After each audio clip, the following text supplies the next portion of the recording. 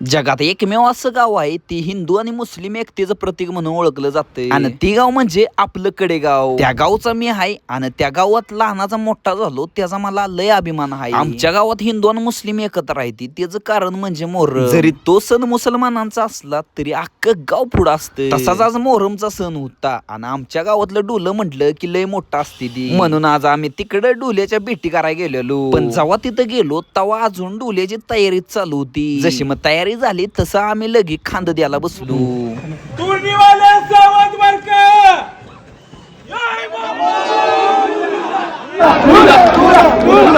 डुल्याच्या पहिल्या बिटी पाटील वाड्यात होत्या त्या, मग तिथं बिटी करून डायरेक्ट वर मराठी शाळेपाशी गेलो. कारण की तिथं सगळं डुलं तिथे आणि तिथंच मेन भेट्या होत्या त्या. एवढ्या कष्टानं डुला तिथपर्यंत आणायचा आणि तिथं ठेवला की मग पोरांचा लय धिंगाणा असतो.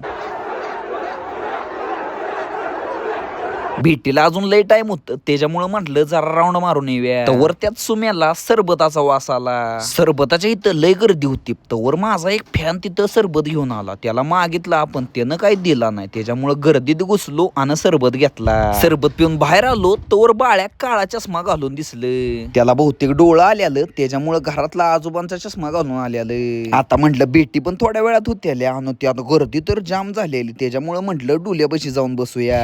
आता डुल्याच्या भेटी काय असते त्या आणि तो जल्लोष काय असतो तो तुम्हाला पुढच्या पार्ट मध्ये दाखवतो. त्याच्यामुळे लगे अकाउंटला फॉलो करा आणि पुढच्या व्हिडिओ साठी कमेंट करा.